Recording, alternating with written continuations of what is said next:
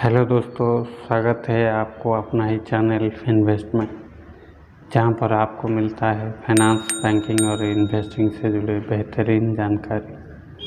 तो आज हम बात करेंगे इन्वेस्टिंग के बारे में। इन्वेस्टिंग करने से पहले कौन सा सवाल हमें एक्चुअली पूछना चाहिए अपने आप को। तो जानते हैं इस वीडियो में आखिर वो 5 सवाल क्या है जो अपना आपको पूछना चाहिए इन्वेस्टिंग जर्नी स्टार्ट करने से पहले। बहुत सारे लोगों की बहुत सारे सवाल होते हैं इन्वेस्टिंग के बारे में, आखिर उनको पता नहीं होता कि शुरू कहाँ से करें ताकि बाद में जाके परेशानियों का सामना ना करना पड़े। बहुत सारे लोग अपना फाइनेंशियल गोल पूरा करने के लिए सिर्फ सेविंग अकाउंट का ही इस्तेमाल करते हैं। उन्हें लगता है कि बस सेविंग अकाउंट और फिक्स्ड डिपॉजिट से ही अपना फाइनेंशियल गोल पूरा हो सकता है। सिर्फ आप अकेले नहीं हैं, 10 में से 6 लोगों को पता होता है कि अपना फाइनेंशियल गोल फास्टेस्ट तरीके से बहुत जल्दी अचीव करने के लिए कौन सा तरीका अपनाया जाए। उन्हें पता भी होता है कैसे अपना फाइनेंशियल गोल अचीव करते हैं, लेकिन ज़्यादातर लोग कॉन्फिडेंट नहीं होते हैं क्योंकि उनको इन्वेस्टिंग के बारे में कुछ पता नहीं होता है और उन्हें थोड़ा सा डर रहता है और सोचते हैं कि ये बहुत कॉम्प्लिकेटेड प्रोसेस है, कैसे करना है, क्या करना है। तो उनको उतना ज़्यादा तक नॉलेज नहीं होता, इसीलिए आज भी बेसिक फाइनेंशियल प्रोडक्ट जैसे saving account, fixed deposit, RD जैसे स्कीम्स टॉप रैंक पर है। तो 2018 में एक फाइनेंशियल स्टडी किया गया था 11 देशों को लेके, जिसमें पाया गया था 72% लोग सिर्फ अपना financial goal, top 3 financial goal achieve करने के लिए सिर्फ सेविंग अकाउंट का ही इस्तेमाल करते हैं। तो सोचिए ये कितना बड़ा नंबर है। अभी आपके पास इन्वेस्टमेंट करने के लिए काफ़ी सारे ऑप्शंस हैं, लेकिन वो लोग उतना कॉन्फिडेंट नहीं होते कि कैसे उनमें इन्वेस्ट किया जाए, क्योंकि हर किसी को डर रहता है अपना मेहनत का कमाई किसी भी प्रोडक्ट में डालने से पहले। उनको डर रहता है कहीं पैसा ना डूब जाए, या उनको उतना कॉन्फिडेंस नहीं होता कि कहाँ से शुरू करें आखिर। तो आज हम इसी टॉपिक पे ही बात करते हैं, वो टॉप 5 क्वेश्चंस जो आपको पूछना चाहिए अपना इन्वेस्टिंग जर्नी स्टार्ट करने से पहले। तो चलिए शुरू करते हैं आज का टॉपिक। तो पहले बात करते हैं क्वेश्चन नंबर 1। आखिर हमें इन्वेस्ट करने के लिए कितना पैसा चाहिए? How much money do I need to start? आखिर मुझे कितना पैसा चाहिए इन्वेस्ट करने के लिए? सिंपल बात है, आपको इन्वेस्टिंग करने के लिए इतना ज़्यादा अमाउंट भी नहीं चाहिए कि आप अपना घर, ज़मीन सब कुछ बेच बाच के जब आपके पास 1 लाख, 2 लाख या 5 लाख जैसे बड़े अमाउंट आए तब भी इन्वेस्ट करना है। इन्वेस्ट करना है तो आप सिंपली 500 रुपीज़, 500 रुपये महीने का भी इन्वेस्ट कर सकते हैं। आज के ज़माने में 500 रुपये इन्वेस्ट करना कोई बड़ी बात नहीं है, आप भी शुरू कर सकते हैं। आप अगर सोच रहे हैं कि मेरे पास तो इतना ज़्यादा पैसा नहीं है, लेकिन सबके पास स्टार्टिंग में इतना पैसा नहीं होता है। अगर आप 500 रुपये से भी आज स्टार्ट करते हैं तो वो कंपाउंडिंग होके एक दिन इतना बड़ा अमाउंट बन जाएगा कि आप इतना सोच भी नहीं सकते। किसी का सैलरी ज़्यादा है तो वो ज़्यादा भी इन्वेस्ट कर सकता है। इन्वेस्टिंग का कुछ बेसिक रूल है 50-30-20, उसके बारे में अगर कुछ आपको ज़्यादा डिटेल्स में जानना है तो मुझे कमेंट में बताइए, उसके लिए स्पेशल वीडियो में बनाऊंगा ज़रूर आपके लिए। तो अभी बात करते हैं कितना एक्चुअली पैसा चाहिए मुझे इन्वेस्ट करने के लिए। अगर मैं इनिशियली इन्वेस्ट करना चाहता हूँ, स्टार्टिंग में इन्वेस्ट करना चाहता हूँ, तो आपको कोई बड़ा अमाउंट इन्वेस्ट नहीं करना है। पहले आपको उस प्रोडक्ट के बारे में, उस इंस्ट्रूमेंट के बारे में जिसमें आप इन्वेस्ट करना चाहते हैं, सिंपली आप अगर बैंक अकाउंट में, सेविंग अकाउंट में पैसा पड़ा हुआ है तो उसमें ज़्यादा इंटरेस्ट आपको नहीं मिलता है। आपको वो बात को सोचना चाहिए कि आपको इन्फ्लेशन रेट अगर आज 6 से 7-8% पकड़ा जाए तो आप ऐसे जगह में अपना इन्वेस्ट कीजिए जहाँ से इन्फ्लेशन से आपको कुछ ज़्यादा रिटर्न मिले। ऐसा नहीं कि आप सेविंग अकाउंट में अपना पैसा डाल दिए, उसमें 2-3% इंटरेस्ट मिल रहा है और उसी से ही ऐसा करेंगे तो आप डे बाय डे जब तक टाइम बीतता जाएगा धीरे धीरे इन्फ्लेशन तो बढ़ रहा है लेकिन आपका पैसा नहीं बढ़ रहा है, तो क्या होता है उससे आपका पैसा कम हो रहा है, ज़्यादा नहीं हो रहा है। तो आप अगर किसी भी इंस्ट्रूमेंट में इन्वेस्ट कर रहे हैं तो उससे पहले देखिए कि एक्चुअली वो इन्फ्लेशन से ज़्यादा रिटर्न दे रहा है या नहीं।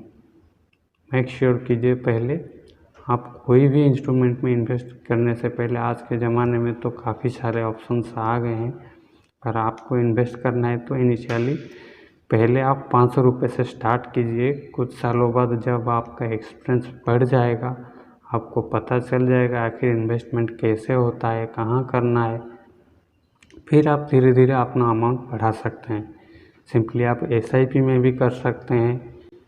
500 रुपये हर महीना कैसे SIP में इन्वेस्ट करना है। अगर आपको इसके लिए कुछ स्पेशल वीडियो चाहिए तो भी मैं बना दूंगा, कमेंट में बताइए।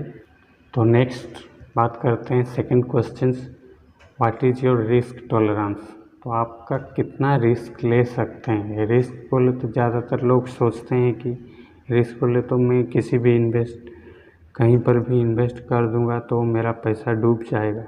पैसा आपको समझना चाहिए, बैंक में भी आपका पैसा सुरक्षित नहीं है। DICGC के अनुसार आपका पैसा सिर्फ 5 लाख तक ही इंश्योर्ड है। तो आप क्यों अपना पैसा सेविंग अकाउंट में डाल के पड़े पड़े उसको कम करते जाएंगे दिन ब दिन। वो तो आपको कितना रिस्क ले सकते हैं अपना इन्वेस्टमेंट के ऊपर, वो आपको पहले मेक श्योर करना चाहिए। रिस्क मतलब कोई भी चीज़ का अगर आपको नॉलेज नहीं है या आपको उसके बारे में पता नहीं है उसको रिस्क बोलते हैं। रिस्क ये नहीं है कि हम कहीं पर इन्वेस्ट कर रहे हैं और उससे हमारा रिटर्न नहीं आ रहा है या पैसा डूब गया, वो चीज़ में रिस्क है। रिस्क वो होता है जो चीज़ में आपको पता नहीं है, जो चीज़, जैसे कि आपको अगर स्विमिंग मालूम नहीं है, आप पानी में कूद गए तो आप तो डूबोगे ही। अगर आप बोलोगे कि नहीं मैं तो पानी में डूब गया, आप पानी में डूब गए इसीलिए कि आपको स्विमिंग नहीं आता है। अगर आपको स्विमिंग आता है तो आप नहीं डूब सकते। तो पहले इन्वेस्ट करने से पहले अपना रिस्क मतलब आपको नॉलेज लेना चाहिए, कौन सा चीज़ में मुझे इन्वेस्ट करना है उसके बारे में पहले जानकारी लीजिए। आज के ज़माने में तो हर चीज़ जानकारी आपको गूगल में, यूट्यूब में मिल जाता है।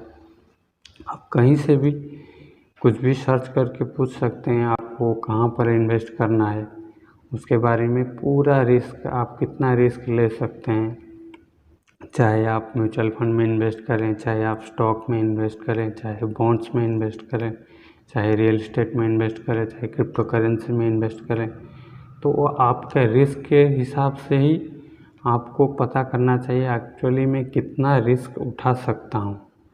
जहाँ पर जितना रिस्क है वहाँ पर उतना रिवॉर्ड है। तो पहले आपको पूछना चाहिए अपना आपको कि मैं कितना रिस्क ले सकता हूँ। अगर आप ज़्यादा रिस्क ले सकते हैं तो ज़्यादा रिटर्न भी मिल सकता है। अगर आप कम रिस्क लेते हैं तो कम रिटर्न मिलता है। जैसे सेविंग अकाउंट में वहाँ पर कोई रिस्क है ही नहीं आपको। अगर 5 लाख के नीचे है आपका अमाउंट तो मेक श्योर आपका वो पैसा कहीं भी नहीं जाएगा। तो उसी हिसाब से अगर आप किसी स्टॉक में इन्वेस्ट करते हैं या किसी क्रिप्टो करेंसी में इन्वेस्ट करते हैं तो उसमें आपका रिटर्न का पोटेंशियल बहुत ज़्यादा है। शायद 1 साल के बाद वो डबल हो जाए या 6 महीने में ही डबल हो जाए या 1 महीने में भी डबल हो सकता है, जो कि आपको सेविंग अकाउंट में अपने पैसा को डबल करने के लिए आपको पूरा 15 साल लग सकता है। तो उसी हिसाब से आप अपना रिस्क टॉलरेंस समझिए, आप कितना रिस्क उठा सकते हैं, उसी हिसाब से अपना इन्वेस्टिंग स्टार्ट कीजिए। तो थर्ड पॉइंट पे बात करते हैं, question number 3, what should I start investing in. Actually मैं किस में इन्वेस्ट कर सकता हूँ या कौन सा चीज़ में मुझे इन्वेस्ट करना है, वो आपके ऊपर ही डिपेंड करता है। जैसे कि मैंने कहा, आपका रिस्क के हिसाब से आप इन्वेस्ट कर सकते हैं। आज का ज़माने में इन्वेस्ट करने के लिए काफ़ी सारे ऑप्शंस हैं। जैसे आप सिंपली एफडी से ही स्टार्ट करते हैं। एफडी तो कोई इन्वेस्टमेंट है नहीं है, क्योंकि इन्फ्लेशन को छोड़ दिया जाए तो इन्फ्लेशन के बराबर ही एफडी से उतना ही रिटर्न आता है या उससे थोड़ा कम आता है। तो इन्फ्लेशन आज के ज़माने में देखा जाए तो 5 से 6% एफडी से तो मैक्सिमम उतना ही मिलता है, 5 से 6% तक ही मिलता है, तो उससे ज़्यादा तो नहीं मिलता है। तो बहुत सारे ऑप्शंस आ गए, जैसे म्यूचुअल फंड्स आ गए, इंडिविजुअल स्टॉक्स आ गए, क्रिप्टो करेंसीज आ गए, स्मॉल कैश आ गए, रियल इस्टेट आ गए, बॉन्ड्स हो गए। तो काफ़ी सारे ऑप्शंस हैं। आपको पहले उसके बारे में जानना है कि कौन सा इंस्ट्रूमेंट में कैसे इन्वेस्ट करते हैं, तभी आप इन्वेस्ट कर सकते हैं। पहले आप खुद को जानने की कोशिश कीजिए। आप पहले इन सारे चीज़ों के बारे में जानने की कोशिश कीजिए कि एक्चुअली स्टॉक में कैसे इन्वेस्ट करते हैं, म्यूचुअल फंड में कैसे इन्वेस्ट करते हैं। तो उसी हिसाब से आप अपना इन्वेस्टिंग जर्नी का शुरुआत कर सकते हैं। कुछ ज़्यादा इतना कॉम्प्लिकेटेड भी नहीं है जितना आप सोचते हैं। पहले स्टार्ट कर लीजिए, उसके बाद सब कुछ आसान हो जाएगा धीरे धीरे। तो नेक्स्ट क्वेश्चन नंबर 4 बात करते हैं, व्हाट इज़ डाइवर्सिफिकेशन। आपको इन्वेस्टमेंट को डाइवर्सिफाई कैसे करना है। डाइवर्सिफाई करना है बोले तो क्या, जैसे कि आप सोच लीजिए किसी एक इंस्ट्रूमेंट में आप पैसा लगाए हैं, अगर वो चीज़ डूब जाता है या वो चीज़ बंद हो जाता है तो आपका पूरा कैपिटल वहाँ पर वाइप आउट हो सकता है, लूज़ कर सकते हैं आप अपना पूरी मेहनत की कमाई। अगर उसी हिसाब से देखा जाए तो आपने अगर डाइवर्सिफिकेशन करके रखे हैं, कुछ पैसा आपने स्टॉक्स में रखे हैं, कुछ पैसा म्यूचुअल फंड्स में रखे हैं, कुछ स्मॉल कैश में रखे हैं, कुछ सेविंग अकाउंट में रखे हैं, कुछ लिक्विड फंड में रखे हैं, तो इसी हिसाब से काफ़ी सारे ऑप्शंस हैं। अगर आप सब में थोड़ा थोड़ा करके इन्वेस्ट करके रखें हैं, तो अगर कोई भी एक इंस्ट्रूमेंट का परफॉर्मेंस ख़राब होता है या अगर वो डूब भी जाता है तो उससे आपको कुछ ज़्यादा फ़र्क नहीं पड़ेगा। जैसे कि एग्जांपल आपको पता होगा, अगर आपके पास 5 अंडे हैं, अगर आप उसको एक ही बास्केट में रख दिए, कभी वो बास्केट गिर गया या टूट गया तो आपको पाँचों का पाँचों अंडे ही टूट जाएंगे। अगर आप उसी 5 अंडे को 5 बास्केट में रखते हैं तो अगर कोई भी एक बास्केट गिर जाता है तो आपका एक ही अंडा टूटेगा, मैक्सिमम 2 भी गिर जाता है तो 2 ही टूटेगा, बाकी 3 तो बच जाएगा ना। तो इसी हिसाब से आप देख लीजिए, अपना डाइवर्सिफाई भी करना ज़रूरी है इन्वेस्टमेंट में। तो अपना जितना भी अमाउंट है, आप अगर लमसम लगाना चाहते हैं या एसआईपी भी करना चाहते हैं तो कुछ कुछ पोर्शन डिफरेंट एसेट क्लास में डाल दीजिए, ताकि आपका जो कैपिटल है वो पूरा लूज होने के बजाय कुछ सेव हो जाएगा। तो उससे आपको भी थोड़ा कॉन्फिडेंस मिलेगा कि चलो एक तो डूब गया तो दूसरा तो है।